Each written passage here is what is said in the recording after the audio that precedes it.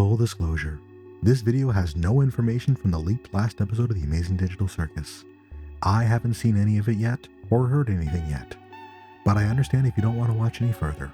I was working on my big video about story twists in the Amazing Digital Circus, doing the final edits on the evening of May 19th, and then we had a story twist. Well, it's me. Faced with an ending already spoiled to whoever wants to see it, or unlucky enough to find it, with all this work done, I decided to finish it up anyway and post it as an object lesson on the futility of making videos on current topics. And you can laugh at all the things I got wrong. In this video, I make some predictions, and I almost hope I'm wrong, because in the unlikely event of me being right, people will assume I cheated. But I will state 100% that everything after this prologue was already recorded before the leak. Heck, I even cut out other theories like on the exit, because it's now or never to post the mostly finished video. It's a little rough around the edges, but now or never. So if you'd like to see my train of thought crash into a wall, please watch knowing that I have not been spoiled so far. I'm sure sooner or later the comments will show up in my video to try it, but the best part is, I don't know if you're right or not, and I won't look at video. So post your big fake twists all you like below, and let's all give a middle finger to this by enjoying ourselves and enjoying the finale. Alright, now time for the real opening. If you made it even this far, I thank you. Is Jax Scratch? Is Pomni an AI? Is Jax in a coma after a car accident? Is Scratch a figment of Kinger's imagination? Who happens to be Jax? Who happens to be Scratch? Who happens to be Caine? Who happens to be Bob? Is this joke going on for too long? The Amazing Digital Circus is coming to an end, and boy are the theories flying fast and furious. Some of them are very creative. I'll leave it at that. And we're going to talk about that today while we pull apart some details about the show. We're going to pinpoint the exact year or years of some of these photos. We're going to delve into the unanswered questions you may have missed. After that, we're going to build ourselves a theory on what's coming up next while talking about what other theories might have missed. Do I think your theories are right? Probably not. Do I think my theories are right? Well, also probably not. But we're going to talk about how to spot a viable theory and what crazy twists work and don't work for stories, including your own. But wait, where are my manners? Hi, I'm Cheshie, and a few months ago, I made a video all about the use of setup and payoff in the Amazing Digital Circus, all for understanding and predicting what happens next. I covered episodes 1 through 6 in the last video, and as episode 9 looms, I wanted to revisit the topic. Today we're going to talk about what we know, what we can guess, and what to expect in the last episode. I made my last video just before episode 7, and I think I did pretty well. Imagine the digital circus just sort of continues as is. There's more adventures, drama, you're enjoying it, but then at the end of episode 8, Caine, our primary antagonist, just dies. Cash piano dropped on his head. He's no longer running the circus. Well, that prediction aged really well or really poorly. But I'm going to dig myself out of that joke and hopefully get 1 or 2 things right for the last act. And probably a lot of things wrong. Join me. It'll be a fun ride. But first, a disclaimer. Spoilers for everything up to episode 8, including some information that Gooseworks provided herself. But there are no leaks or anything else from episode 9 besides what's been officially posted. This video has been made and posted before episode 9 was released, in theaters or on YouTube. Any big reveals I happen to get right are purely guesses by me. In other words, don't complain if I get a big reveal right by some miracle and spoil it for you. This video isn't really a decoding session, but there's at least one really big possible reveal I'm going to throw out here in the video. If I get it right and ruin it, well, don't be angry. But I'm probably wrong. As a note on my sources, I know I'm not the only person who brought this theory up, but I have done my best to not read any of the justification out there by others to try and stay neutral. And no, I'm not shocked it's out there, but I wanted to promise this isn't just me digging through forums for other people's work. That just seems lazy, and nowhere near as fun. If you're watching this between the theatrical release and the YouTube release, friendly reminder that I posted this before the theatrical release. If I do happen to get anything earth-shattering right, there may be comments on the video that reflect this, and I'd suggest to avoid the comments.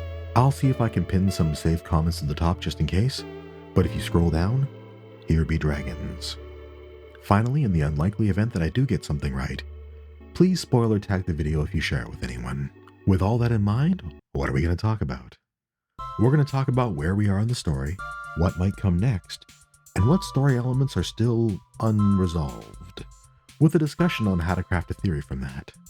Plus a little bit on the possible mechanics of the circus. Oh, and we're going to have to talk about Jax. As a warning, that's where my bonkers theory sits. We're going to get into some deep dives and some screenshots just for fun. But don't worry, I promise there will be no math. With all that, before the curtain rises in the movie theater, let's get going. So, episode 8 ended on a bit of a shocker, didn't it? Caine is evidently dead, things have shut down, and the status and nature of the post-Caine world is entirely in doubt. So much so that we've been given a new world for the last episode, which kind of makes any sort of prediction very hard based on where we are. Why? Because we've been given a reboot. Tabula rasa. A blank slate. Evidently, Caine is dead, the circus may be dead with it, and the characters now have to face this reality. Since we don't know the current physics or even rules of the new world, it's kind of hard for us to say much, but we can talk about what's been set up so far, so let's start with Caine. I assume so. Like, on one hand, this does appear to be the start of the last act, but Gooseworks has kind of gaslit the audience before. From a story standpoint, however, I do really hope this isn't a fake out. That this isn't Caine's final "you've defeated me" adventure, or he did this to prove to the characters that they need him. I mean, the latter would be in character for Caine, so it's possible. I'm assuming if Caine is truly dead, if there's a way for him to come back, it would be kind of in an original state. A reboot, if you will. Kinger wiped out the runtime instance of Caine and everything crashed out, but it remains to be seen if that stays that way. But I am rather doubtful that this entire series ends on a dramatic OS reconstruction. Doesn't seem very exciting. So let's assume at the outset, at least, that the characters have to deal with the post-Caine universe for the time being. Where does that lead us? In order for there to be an ending, we need something to drive the story forward. We need a ticking clock. Before this, Caine and the concept of abstraction kind of served that role. The assumption seems to be that under Caine's adventures, sooner or later it would be too much for someone to take and they'd abstract. And that inevitability probably served as a ticking clock. You know, the bad ending. That being said, there really never was a big one. There's been no existential threat of the circus ending, and we don't have an outside, well, if we can't stop Caine, the entire world will be pulled into the circus scenario either.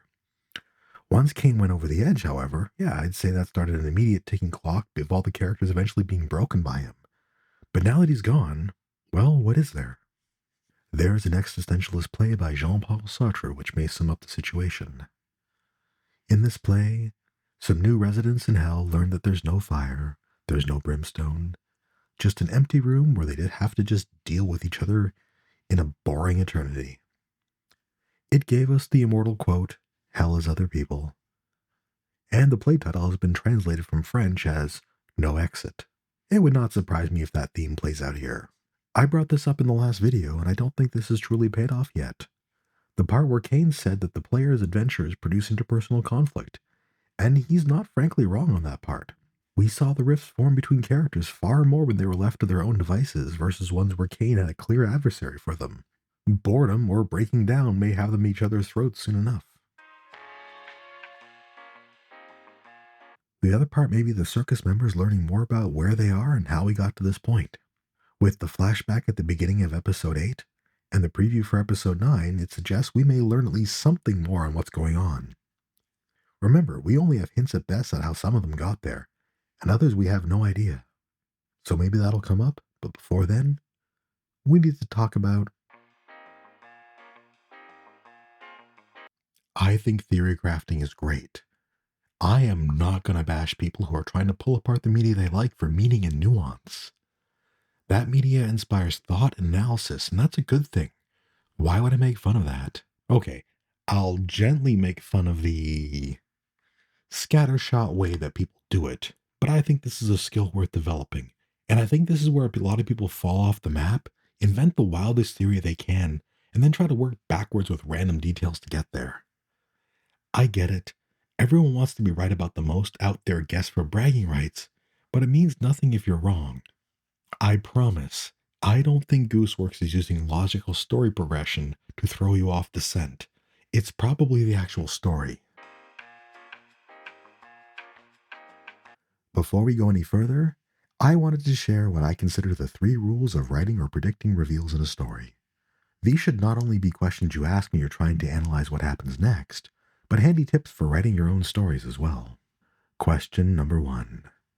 Does this follow from the actual events in the story, or are you assuming the writer is hiding it from you? This might seem obvious, but from some of the theories out there, I'm not so sure. If you're going to be building theories, at least build it from the dots the creator has obviously put out there. Don't build a theory on things that the author hasn't said and assuming that they're trying to trick you with the things they are. Just saying. Question number 2. Does this add to the chain of story events? In other words, does this just kind of sort of happen, or does it lead up from previous events and drive the story forward? If your story consists of, well, this happened, and then this happened, and then this happened, you're not moving a plot effectively forward, you're just listing things that happen. Good stories have a causal chain of events, and any twist or reveal needs to be part of it. If you can't explain why your big reveal flows from the story and into the next part, it's not likely really there. Think about what would lead to this reveal and what this reveal would lead to in the story. If you think it just kind of happens, that's a good sign you're a bit off. Question number 3. Does this undo large parts of the previous story? A plot twist shouldn't be a rug pull. You'll just frustrate the viewers. An ideal plot twist can recontextualize everything and anything that's happened before, but it shouldn't simply undo it. A theory like someone else was the bad guy all along just makes Caine's episodes hollow. It's honestly one of the reasons why I assume they haven't spent most of the show looking for a way out. Because if the answer turns out to be there is no way out, it would have thrown out too much of the main story. A reveal that changes perspective, like, say it gives a reason for the way Jax is behaving all along, makes people rethink the events, but it shouldn't simply throw those events away. Put otherwise, coming up with a big shocking reveal is great, but not if it makes everything else irrelevant. That's how you get "it was all a dream" endings, and you don't want those. So I'm going to suggest a crazy idea. Actually start with the story points and work forward. Crazy, I know. Step 1 is where you start gathering your character and story points that haven't paid off yet. This isn't big picture stuff like the ending, but instead like missing details. This show is very short on time, and when an earlier conversation leaves a hanging point, that may have been left there for a reason. For instance, when Kinger had a bucket on his head, there were 2 key things he could not remember, but made a point to call out. Number 1, the quote-unquote other thing Scratch was working on. And 2, the name of the other AI. If I had to guess, the brain scan generator was the quote-unquote other thing, but the unnamed first AI might come up later. Why? Because there was no reason to have Kinger bring it up, but he did anyway. Maybe with Caine deleted, they need to find this name to bring life back to the circus, and someone might have that information. I would also suggest, for instance, that Kinger might have a little more history to the story still. We saw his first arrival, then the moment when everyone else was gone, and there's still a big gap in the middle there, plus earlier conversations about Kinger doing something he wasn't quite proud of, that he can't quite remember. When you first build the theory, it's like you're trying to connect dots on a board.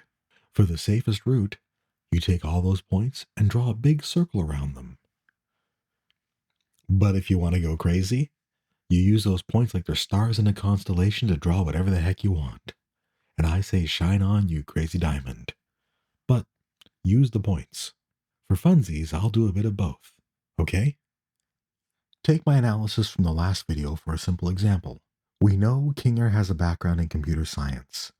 We saw him conjure the butterfly kind of instinctively, and he can't remember anything prior to Queenie's abstraction, but he is sure he did something kind of bad.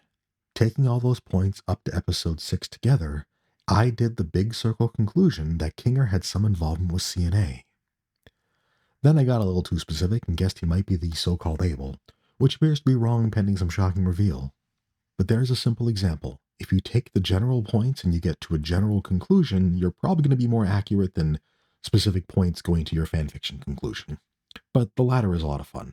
And of course, the elephant in the room is Jax. Well, the purple bunny in the room is Jax.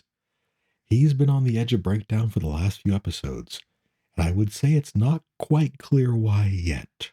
So, with Jax as an example, how do we build a theory? Are you ready? Let's go. We've been out of the nuts and bolts of the circus for a while now, but it does seem to be coming back. Like the exit as a concept came up in episode 1 but didn't re-emerge until episode 7.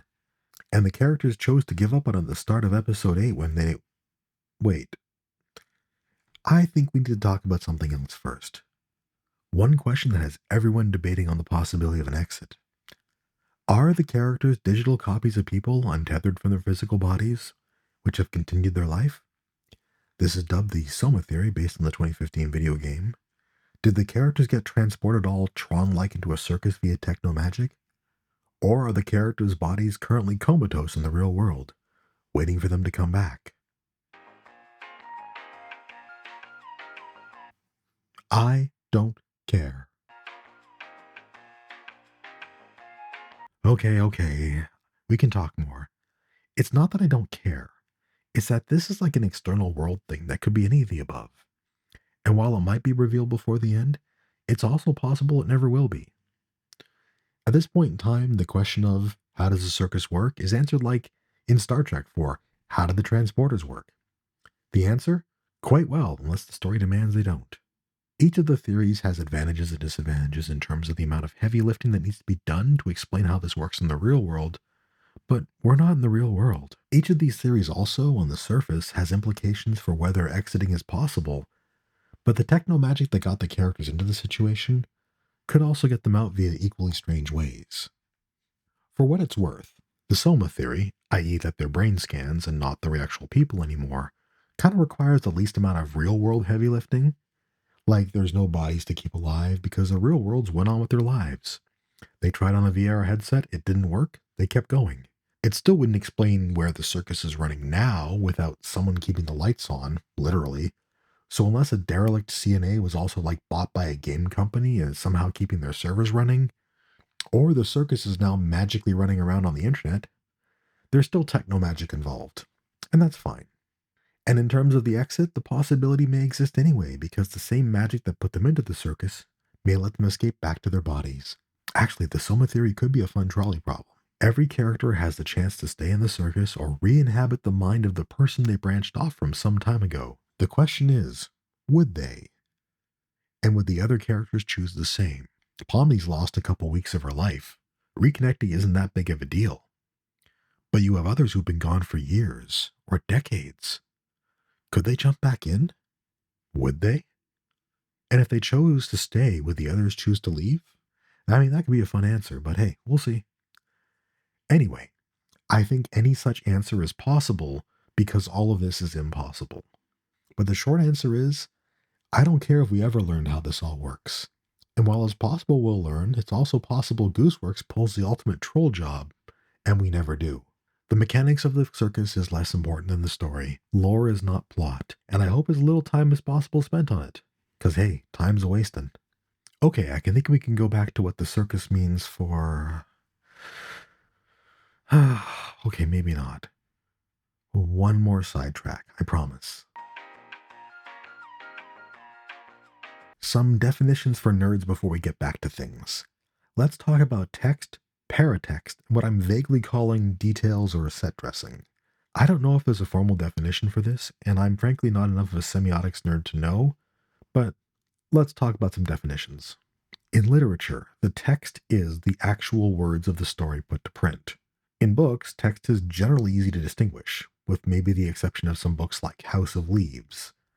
But it's harder to define when it's a work on screen, especially animation.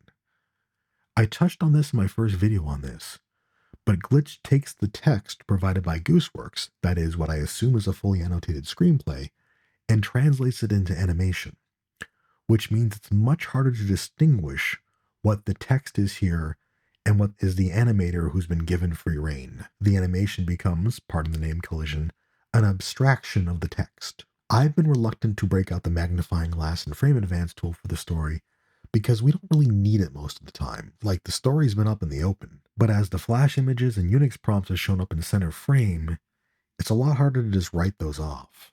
The question then becomes, what in these images are text and what is set dressing or details? This always becomes important to point out when you start theory crafting, because it's not apparent who decided this needed to be on screen and what it said.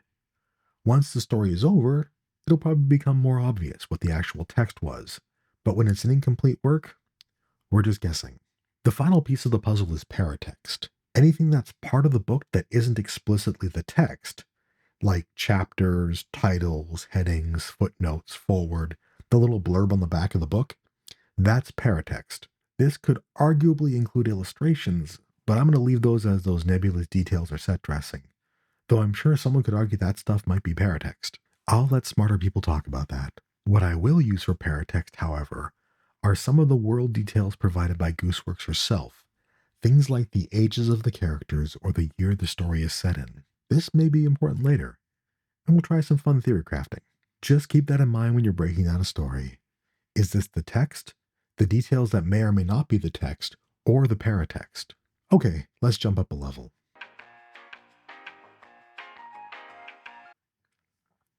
Wait, one more level. Whew, that was a bit of a detour. Now, where were we? Ah yes, circus history, which in turn is CNA history. Do I think we're going to get subjected to a full timeline? Probably not explicitly. We don't really have time for that. But what I would expect to see is how history has shaped Kinger, Caine, and maybe more importantly, Jax. There can be enough details that fly by for us to get the general gist later. But we have been given information which may help us to figure out what's to come. We have been introduced to Scratch, the genius co-lead behind the circus with Kinger, his revolutionary ways of thinking, and the tumor in his head. The first abstraction. We'll get to him. There's been a short vignette of what looks like the arrival of the original set of circus residents, presumably Kinger and the CNA team. We see Scratch, Caine, and we're introduced to Queenie before a time jump. We've also been given, in the beginning of episode 8, what appears to be a visual representation of the sort of creation of the circus, with some colored dots and images flashed on screen. We'll talk about that. Now, if this was your typical lore theory video, this is where we'd have to look closer. Some of you are probably expecting me to go through each photo in detail, sourcing them and trying to find minute details in them. But that's something only a pathetic weirdo would do. Fortunately for you, I'm a pathetic weirdo. And this is a theory video. You can't have that without some ridiculous measures, can we? And some people, including me in my previous video, might suggest that trying to dig for details would be pointless. But I am a talking cat thing, and I've never exactly been one to follow my own advice. Or anyone else's. And hey, we're theory crafting. Let's try to find some gems. Besides, as I've repeatedly said, when it's a minor background detail I can let it slide, but these occupy the full frame.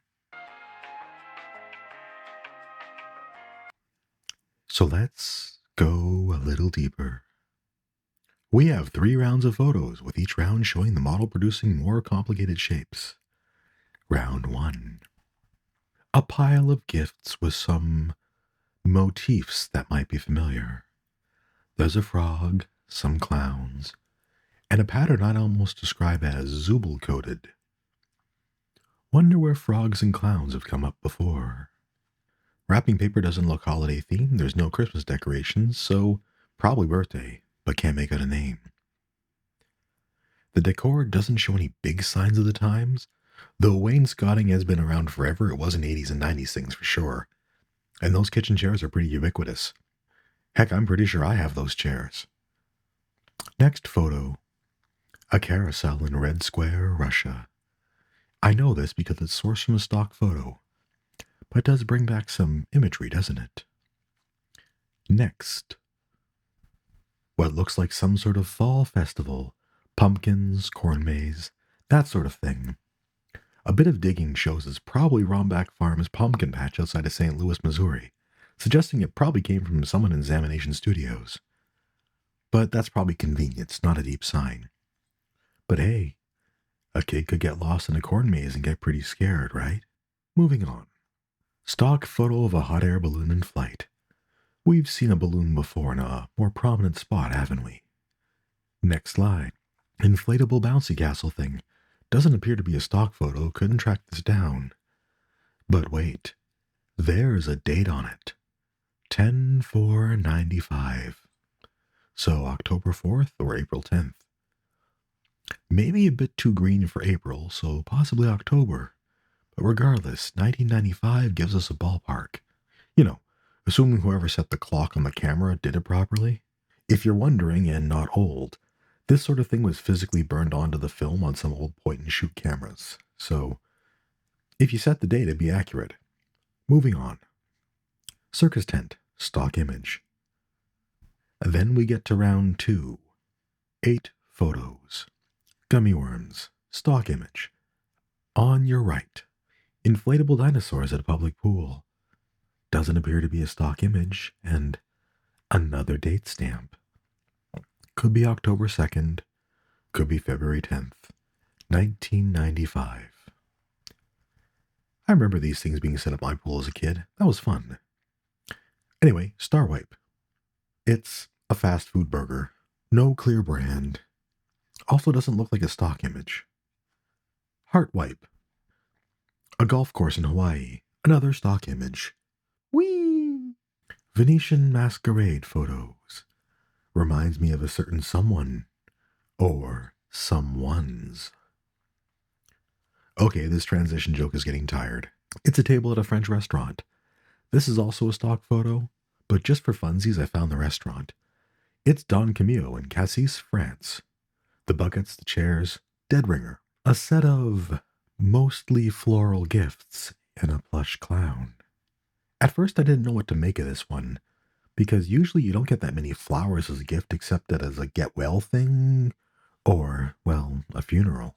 But that bed to the right kinda has a hospital bed vibe, and besides the plush clown, there's a set of small clothing. And if you say the word enhance a few times like you're on CSI, you can see at the top what looks like a card saying, baby boy with a bottle on it. And that sure looks like a bottle of baby powder down there, doesn't it? And a stuffed animal. Maybe some chocolate cigars there. I'm going to assume this is well wishes at the birth of a baby boy. That seems curious, doesn't it? We'll get back to that. And our round 2 ends with an inflator gator at a pool. This show has so many inflatables, you'd think this was a panel at a furry convention. Moving on. The last set is distinctly different in that it shows what appears to be the CIA offices. Empty, but not appearing to be abandoned per se. Very stylistically different photos than the rest. The first photo has a lot to say. We've got a cubicle at the height of office chic here, and a few things stick out. We have a calendar and some dates on it. It's March, with Pi Day, soft deadline, and hard deadline. But for what? Curious. We also have ourselves a butterfly and a chessboard, and 2 photos, a person we can't really make out, and a doggy. Now, given the butterfly and chessboard in episode 8, I'd assume we're looking at Kinger or Queenie's desk here. Now, the rest are setting a theme more than anything. The office, the CNA logo, but we do see one more calendar, this time for January. But we can't make out what it's saying. We'll get back to the calendar details later. With this final round, we see more complicated shapes, followed by the red dot breaking out and consuming the much simpler blue dot, before it emits a familiar design. A circus tent. All that symbolism, and what does this all mean? I think the general gist of the first 2 rounds of photos sets up the vibe and feel of the circus. Many of the imagery is very familiar to it. But for the non-old people, I do want to stress another point.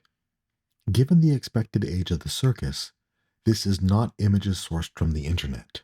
Like, the average person didn't have a digital camera or a scanner, and most people didn't have a place to dump photos online until at least the early 2000s. As of 2000, only 43% of Americans had even been online. Like, I was a shutterbug in my younger days, and I also had internet access before most people, but the only reason I had a photo of myself pre-2000 on the internet was I put my face on a literal flatbed scanner at school and used that as a profile picture. What I'm getting at here is, even when they use stock photos, this is intended to be the personal contribution of one or more people to the circus. While I'm sure there were more photos than this, the photos are coming from someone at CNA. Who exactly it is isn't clear, but I do think it's fair to say the vision of the circus ended up being in the image of a contributor. Don't worry, I'll get to why this is important in a bit. We've already gone off the deep end with the photos, and as a Linux-using nerd, how could I not talk about Kinger's terminal screen? Before I talked about text, paratext, and set dressing, and if it's accurate, we can use some of this for investigation, but that's a big if. This is all based on a script from Gooseworks, and there's no guarantee that any single point is accurate. Remember, we only know the show takes place in 2017 because Gooseworks on a stream mentioned how she got the gun details wrong. Take all of this computer screen stuff with a big grain of salt. Let's give a very tangible real-world example in the story. After the apparent deletion of Caine, what we see is a system shutting down followed by the Windows blue screen, right? And if you're eagle-eyed, you can see in this fuzzy text here, date stamped 3D6DD67C. And date stamps are kind of useful because you can turn that into a date and a time. That's the idea. It's just in hexadecimal and you can decode it. So if we take that particular timestamp, 3D6DD67C, and convert that to a date, what do we get? Thursday, August 29th, 2002, at 8:08:28 a.m. That may seem very strange to you. You know, according to Gooseworks, that this is supposed to be happening in 2017. Is this a lie? Is this an inconsistency? Or, if we take that particular date and we look around for a little bit, a fake blue screen of death program. This is something where a person a long time ago made a little fake blue screen of death that's very convincing, and you run it on someone's computer as a prank. So, what does this all mean? It means Caine used a fake blue screen of death program to fake his own death, and he's actually alive and holding and waiting. Or, one of the animators who needed a blue screen of death to show the Windows screen shutting down ran this and screen recorded it because it's a hell of a lot easier than, simulate it themselves. Occam's razor says the simplest answer is the most realistic one. BuzzFeed's razor says the simplest answer is the boring one. Bookending episode 8's visual depiction of the circus, we also have a blink and you'll miss it flash of Kinger's battle against the OS. He starts on a Windows system, logs into a Unix-based mainframe, and we see some details there. I will note, as someone who lives on a Linux prompt for a living, what we see is not exactly 100% accurate to the commands and output, but it's close enough. Like that grep AI location command wouldn't really work because we're seeing the output of a PS and an LS command, and none of them contain the actual grep value. But we at least see some running processes and files in the listing. This is a process listing and those are process IDs, including 1337, lol, belonging to a root-owned running process called Caine. And the other process IDs are other processes running programs called experimental, consciousness research, and brain scans. Next we have files belonging to root in the group wheel. Don't know if that matters. They all have the last modified date of October 15th, no matter the year. So this might be a sign this is just some random copy-paste set dressing. But the years are interesting, aren't they? Most of the files are dated 1996, including cainecore.lisp. For those who don't know this one, Lisp is a language that's quirky. Its real name stands for Lisp Processing Language or such, but we all said it stood for lots of irritating and silly parentheses, because it was a bit much. For whatever reason back in the day, it was a language of choice for AI. I can't imagine it's big on the heavy-duty vector math now for slop, but in the 90s, it's not surprising CNA used Lisp. In 1996, there's a DAT file called Paraphernalia Engine as well, which is somewhat interesting because it matches the size and format of the file Scratch and Ragatha, which show up in 1999 and 2008 respectively. This is where the going assumption is, regardless of the mechanics of the circus, that this is the brain scan representation of the inhabitant, copy or not. We can also confirm that process 1337 is apparently a Lisp program running because Kinger tries to use GDB, a debugger, to attach to process 1337 with user local bin clisp as the binary. Now, I'm pretty sure you need the -p option to attach to a running process, but close enough. There's more on screen, but if any of this information is actually important, it's the dates. We can see some of the core circus stuff existed in 1996, Scratch's DAT file from 1999, and Ragatha 2008. So the circus started in 1999, right? Well, this is where I begrudgingly point out that if the show is working under the brain scans as copies model, maybe not. If these are copies, they may have been generated on those dates, but it may have been a heck of a surprise to everyone later when the circus went live, and suddenly a digital consciousness was just there. And I will point out, logically speaking, if Scratch put the brain scanner up to his head, hit the button and fell unconscious or dead, I'm guessing the rest of the dev team probably didn't line up to do it too. Could there be some scenario where they were all working in VR when the circus went live and sucked them in all at once? I mean, maybe, but it seems less likely, right? What I'm saying here is the circus may have gone live after 1999, and everyone who had their brain previously scanned in just popped in at the same time. I say that because if the circus photos are accurate, especially the office photos, they had to have been fed in post-1999. We'll get to why later. Actually, I was just thinking, wouldn't it be funny if that last set of circus photos was the problem? Like there was a password on the post-it note you see here, and the AI was able to escape containment? Maybe Caine was already sentient, but these photos were added on later which let him escape, and it's why Caine treats him differently. Or hey, maybe Scratch intended his brain to be used as sort of a core consciousness model for the AI, but he did it not knowing he had a brain tumor yet. You know, brain tumors. Those things that are known to cause sudden shifts in personality, inappropriate outbursts, sudden anger. But that's just a theory. A Caine theory. Sorry, I got off track. But when you find a good theory rabbit hole, it's kind of fun, right? Alright, I think we've beaten the background details to death, just like I warned you not to do. And hey, we need to get to the key part here. The characters. Or more specifically, Jax. Now we have our cast of characters, and there needs to be a special place for Jax. You know, something tells me he just might be important at this last episode, and I'd like to talk about why. In short, though, I think this is where Jax's past inside and outside the circus come to collide with the present, and boy, is it going to be a wild ride. So before I go even crazier with theories, I want to start with the text surrounding Jax. Before episode 6, we already knew Jax is evasive about his past, insecure, and in general confrontational towards the other members, often being mean in the guise of funny. We don't know why Jax is here, and he's not doing anything to help with that. Where this really starts to take off is in episode 6, 7... episode 6, episode 7, and episode 8. There, happy? I want to break these down for what we see in the text before going way out there.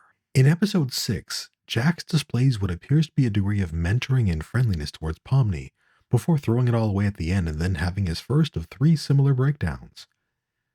I've seen some online chat say that this is just sort of lazy repetition, but I do think this similarity is intentional. Goose is putting dots on the page for the viewer to connect them. But before then, I want to call attention to Jax's pep talk of Pomni, particularly his discussion of archetypes. Like, Jax is showing a degree of understanding of the metaphysics of the circus that I would describe as surprising here. I mean, on one hand, it's not, because he's been using cartoon physics very intentionally throughout the show, but it shows an understanding of things that still need to be explained to the other characters. Jax understands on a fundamental level the almost postmodern magic that seems to underpin the circus, and he plays the funny guy role to try to play that. Then things fall apart. Jax pushes Pomni away, likely as a defense mechanism against getting close and losing someone. He had someone before, and they're gone too, and he doesn't want to get hurt again. But also his defense mechanism manifests as sort of a digital nihilism. He is trying to push himself as the main character, the only character. The others don't really matter or even exist to him. In his cringe crash out words, they are all his playthings. This is followed by his near breakdown in the bathroom. Episode 7. Jax seems to intuitively suss out that the whole thing is a trap from the start. He just doesn't trust Abel but goes along with it. And before then, he has his little trip almost to the land of abstraction, possibly haunted by Ribbit and whatever past led him to that state. When we get to the end, however, we see Jax having another near breakdown. He's visited by what look to be real-world flashes, and eventually he gives in and hits the button to stay in the circus. The real question here is why. He blames Caine and accuses him of mind control, and Caine responds with a genuine, huh? Jax thinks Caine messed with his head, but we don't really see any evidence of that. The conversation further was derailed, but it just seems that Jax just kinda sussed out the lie but can't explain why. Episode 8, and Kinger gets a bucket on his head. Out of the gate, Jax is confused and puzzled by this, indicating he doesn't know the role of darkness on Kinger. Kinger begins talking, and Jax is already shocked. Kinger hasn't said much new, but Jax is already bothered. And what Kinger says while Jax is in the room is new information, but it's not earth-shattering information. Sure, CNA is generative AI, not a game company. Kinger made Caine with Scratch, but this shakes Jax to the core, where he leaves and has another breakdown, saying, "Oh my god, this is real." What denial did this shake Jax out of? How could this small bit of information set off Jax so badly? I think I have an answer for this. An answer beyond straight denial. Walk with me. Well, not literally. Let's take the high-level points.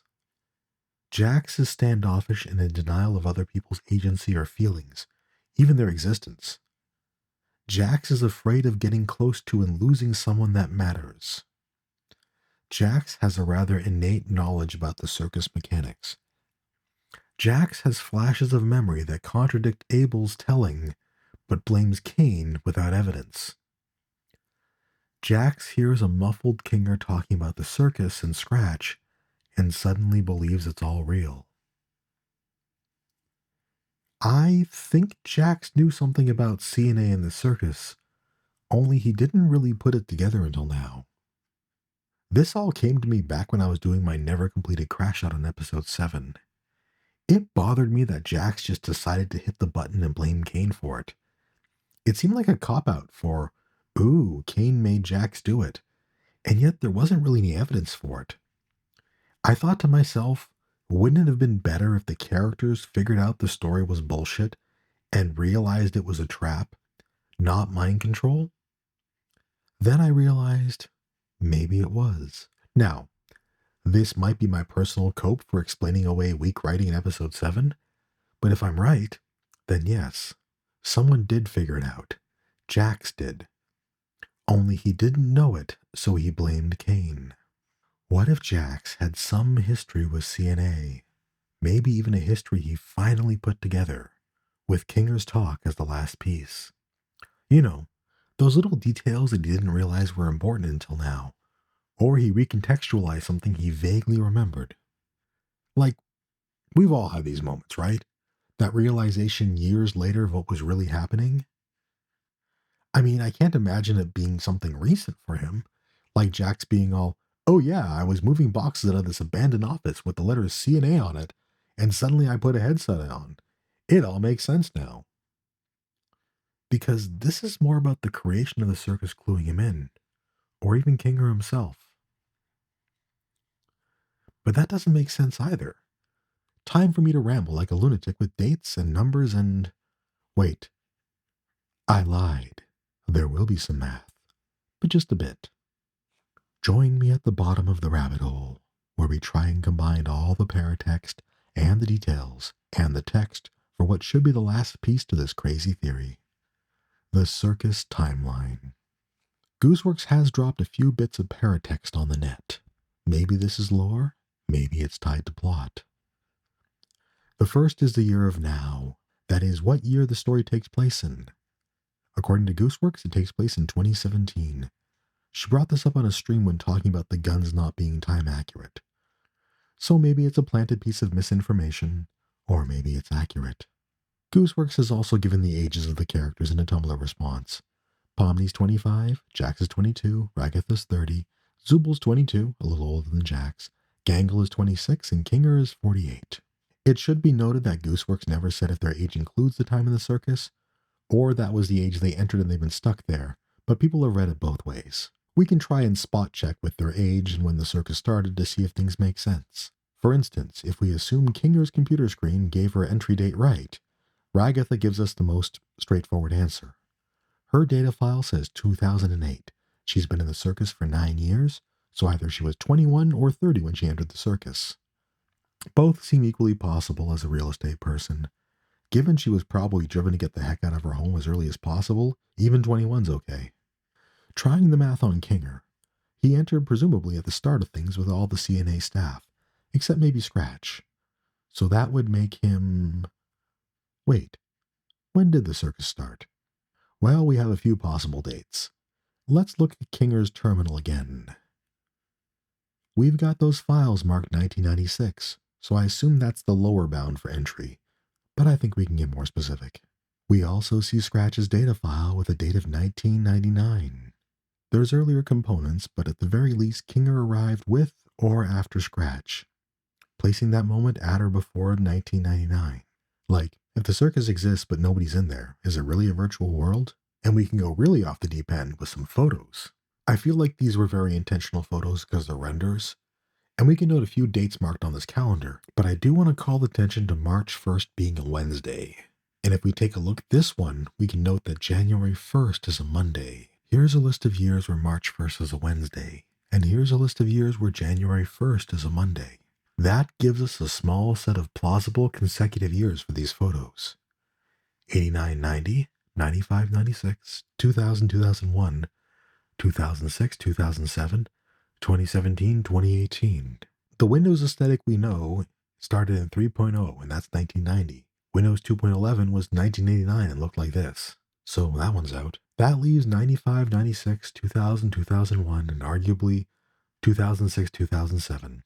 Ragatha's file in 2008 suggests 2006, 2007 is way too late.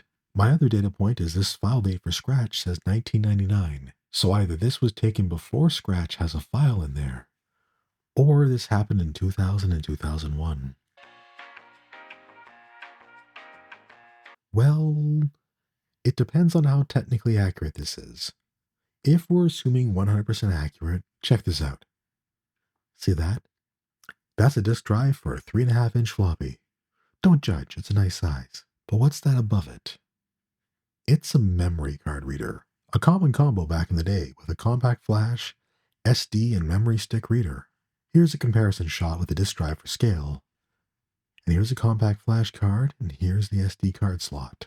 SD cards were released in 1999. Even its predecessor, the multimedia card, was 1997. That eliminates 1995-96, putting these photos and the circus being seeded with the data in 2000-2001. We see the circus shape forming after those office photos are added and the red dot breaks containment, implying there was no full circus until these photos showed up. So if we assume these photos are 100% technically accurate, the circus came to life in 2001 or later, even if Scratch's scan was older. And you know, it's still interesting to me that Caine views these as somewhat different, and maybe they were after he came online and before he broke out forming the circus. Dunno. Okay, back to Kinger. If his age includes time in the circus, he was born in 1969. If it doesn't, add 16 to 22 years, making him born in 1947 at the very earliest. A true baby boomer. It's hard to get a read on Kinger's age given the circus and the madness, but he feels more like a product of the late 60s than the late 40s. I still think that age includes circus time, but here's the thing. For Jax, my point stands either way. Add the absolute oldest, assuming they enter and don't age. Jax, if he entered soon after Ragatha in 2008, would really be 29, born in 1988. A more conservative estimate of arriving 5 years ago would make him born in the 90s at the earliest. If the age does include time in the circus, he was born in 1995. Now, where did I see 1995 before? So, what's my point? Flash back to my big circles. Jack seems to have fuzzy memories of CNA, and they seem to have been brought into sharp focus with Kinger talking about the early days of CNA and Scratch. But that seems off, doesn't it? With this timeline, he would have been at most 13 in 2001 when this all happens, and likely much younger. With aging in the circus, even born in 1995, he would have been 4 years old when Scratch's data file existed, or 6 years old if the computer photos were in 2001. I've heard of junior developers before, but Jax was not part of that original team. In other words, anyone responsible for early CNA would be old enough to be his parents.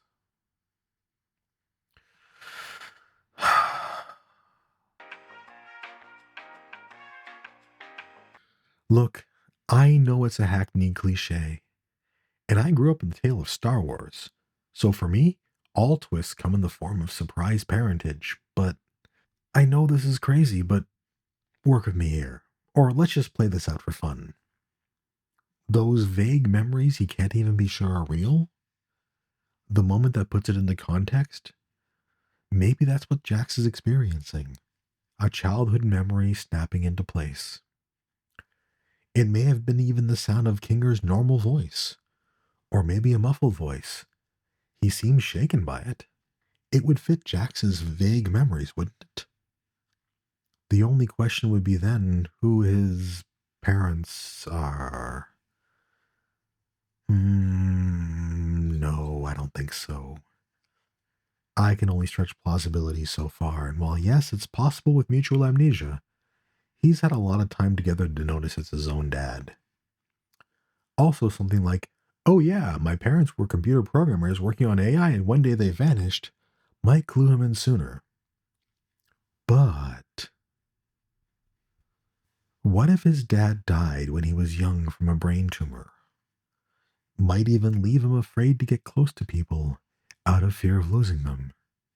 And hey, numerous anonymous commentators have said I clearly have no dad because of my anthro avatar, so maybe that's true for Jax too. Just saying. So Scratch being his father and losing him at a young age might have given him just enough information about CNA to have those vague, fuzzy childhood memories, right? Like, look at this directory listing. Yes, we see some earlier files from 1996, but we see the Scratch data file from 1999, suggesting Scratch was around until at least then, and maybe even later. Late enough for some fuzzy memories of a dad that's gone now. It's at this point where I call back to what I said about the whole Jax's reincarnated Scratch theory, and why it's so close.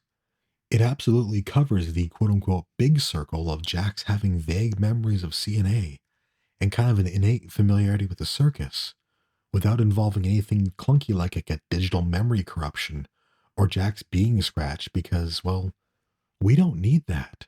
We have basic year math. But there's still more. Jax pushing away people to avoid the pain of loss? Well, losing a dad to a brain tumor might do that.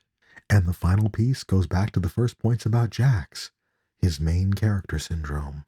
Remember the photos we saw, and how they appeared to form the general vibe of the circus? If they were taken by Scratch, they probably intersect with Jax's childhood, the general sights, sounds, and vibe from those days. Now I want you to think. If you were suddenly transported to a magical new world, and all of it was based on your childhood, wouldn't that seem awfully personal to you? Like this was somehow a little too personal, down to maybe your childhood bedroom? Wouldn't you surmise that this was a world built for you?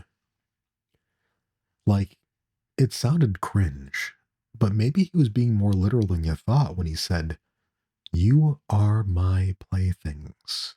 It even might be resentment for his father that vanished on him, leaving behind all of his stuff. And since this little detail or hint showed up in the Scratch's Jax theory, I should mention it. Jax's card is this symbol next to Kinger's symbol. Strange, those are the same symbols on the office door and elsewhere. Aren't they? Finally, and I assume this point of evidence is pure coincidence, but before the theatrical release came up, Episode 9 was releasing on the weekend of Father's Day. Just saying. At this time, I want to quickly revisit my 3 questions for plot developments. Question 1. Does it follow things we've seen on screen? Well, I certainly hope I've proven that one. Question 2. Does it fit into the causal chain of the plot? If I'm right, we're already seeing the first link in the chain with Kinger in the bucket. Because of Kinger's new context, Jax is forced to reevaluate his past, not just as a child, but his previous relationships in the circus. This new information may drive Jax over the edge to confront the damage he's done, or maybe the final clue to rebooting the circus into something livable. I'm biased, but I think that fits in the chain of events pretty well, don't you? Question 3. Does it undo anything? In this case, not at all. It provides a new context for why he's behaving that way. Despite being a Purple Bunny brethren to Jax, I am not in the Jax did nothing wrong camp, but I'll admit this gives him some nuance to it. So, with all these data points and arguments, do I think I've guessed the big reveal in the circus? Short answer, no. Long answer, no. Well, probably. Look, it's fun to make all these theories, and it's a fun storytelling exercise for your own creations, but ultimately you're staring at clouds or stars and trying to see shapes in it, and then just waiting to see if the author does the same. In this case, I took what would be a standard time gap twist. Maybe Goose went with it, or maybe not. I think Jax definitely knows something at least, and now he's contending with the consequences of his actions. But time will tell if that link in the causal chain matches mine, or is even there at all.